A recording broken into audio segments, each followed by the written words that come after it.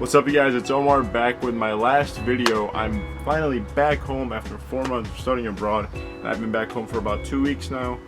So for this last video, I'm gonna go ahead and give you guys 5 tips that I wish I would have known before I went abroad. So for number 1 would be to pack light. I say this because I ended up leaving Spain with half the clothes that I arrived with, and I did buy things when I was over there. Here and there, but I left a lot of the stuff that I just totally didn't wear. It was one full suitcase of clothes that I didn't have to check, and I just donated it because I knew I wasn't gonna wear it, and it was kind of a hassle to lug it around. So yeah, pack light. Number 2 would be to travel often and just really immerse yourself in the culture as much as you can. So for me, the place that I traveled most in was around Spain, northern Spain, southern, a little bit of eastern Spain in Barcelona and Valencia. But just travel as much as you can no matter where you go to study, because you'll never get an opportunity like that to do it again.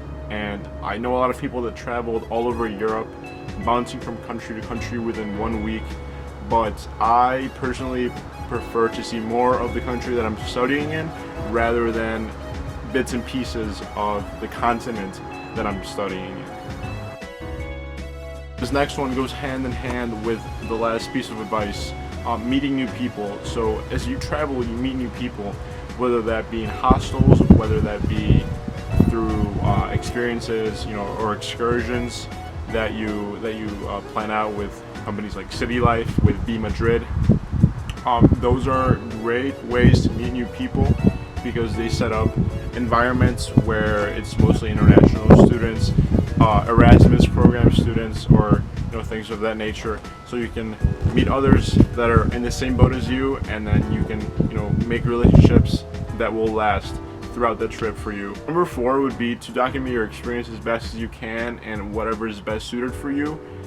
So whether that be photography, videography, making vlogs like this, taking pictures and scrapbooking them, writing an actual journal, just something tangible that you can look back on and really remember the experiences that you had during your time abroad. Because even now, I just got done with it, but now I'm starting to revisit my experiences that I had within the first few weeks or even the first month. So it's kind of cool to look back on and see how you've grown as a person overall.